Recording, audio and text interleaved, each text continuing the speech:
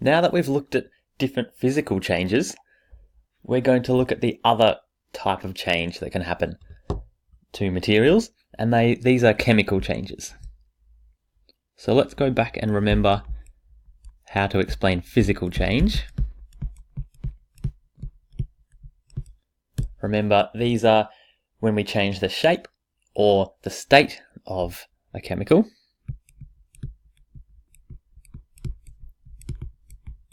Changes in shape or state, but the chemical stays the same. That's the main thing.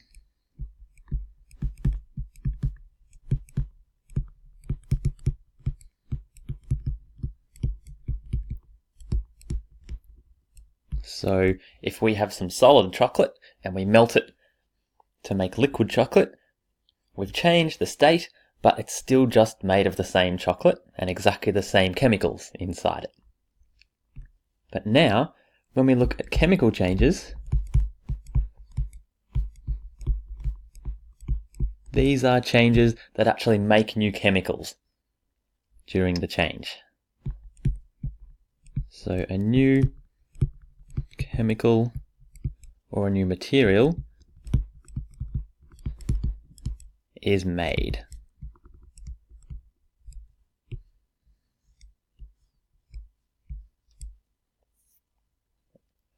So here are a few really common chemical changes that you would have seen before.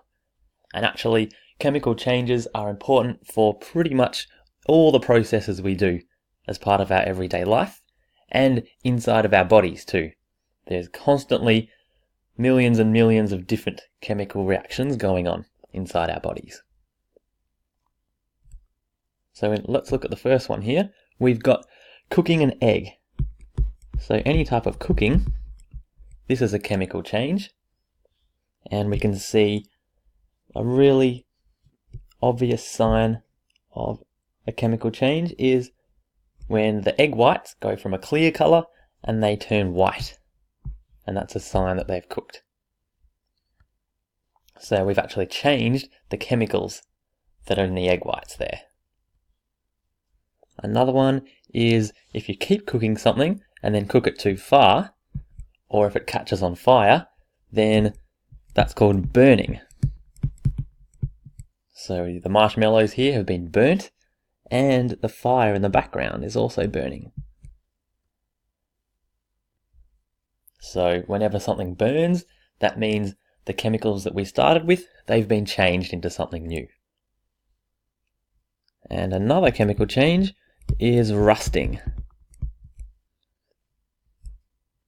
So the nice original metal on this Mustang, it was a shiny silver color, but now we can see it's rusted. So there's been a new chemical, there's been a chemical change in that metal to turn into a different chemical.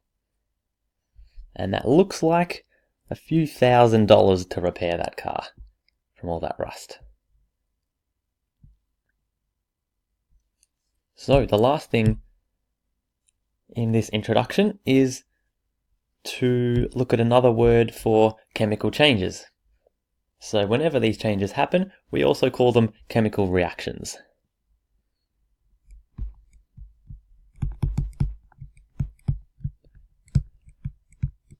So chemical changes are called reactions.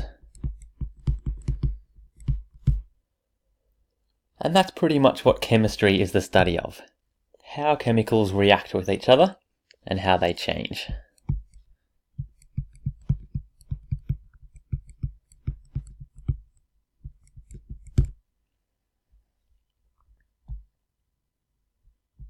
Alright, let's look at a bit more detail now. So we're going to look at what do the actual particles do in a reaction.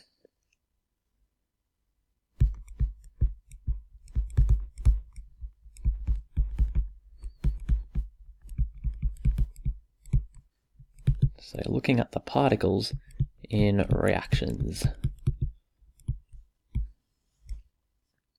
Firstly, when a reaction happens, we look at all the chemicals that we start with, and we call these the reactants.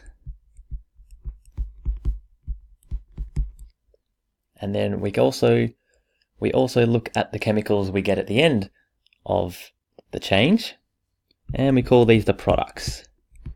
What is made at the end that's new? Because remember, a chemical change always makes something new. So in this first reaction, we've got some atoms of a particular element, and we're just calling it element A here. So atoms of element A, and they're combining with atoms of element B. And then we can see in the product over here, the A atom and the B atom have joined together, and they've bonded, and they've made a new molecule. So we've made a molecule, and because there's different atoms in here, this is now a compound that we've made. And we can call this compound 1 because it's just an imaginary one. But every compound that we actually make with chemicals, it has a proper name. So that's a nice simple reaction where we're combining two different atoms together. Some other reactions can be a bit more complicated. So in number 2 here, in our reactants, we can see we're starting with a molecule here. And we've got an A and a B atom, which are different. So we've got a compound. We could call this, and actually this is compound 1 from earlier. So that's a molecule of compound 1. And then we're adding that to another molecule of compound 2. And we can see this is made up of two different atoms again. It's made up of a C and a D atom. And then some sort of chemical change happens, and amazingly they swap over and we have some new products. We've now got an A atom and a C atom together. So we've made a new molecule. We've got molecule 3. We've got a new compound, compound 3.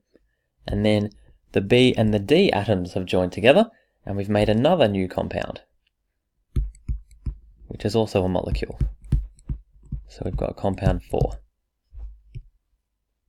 So overall, chemical changes are where new chemicals are made, and they're called chemical reactions.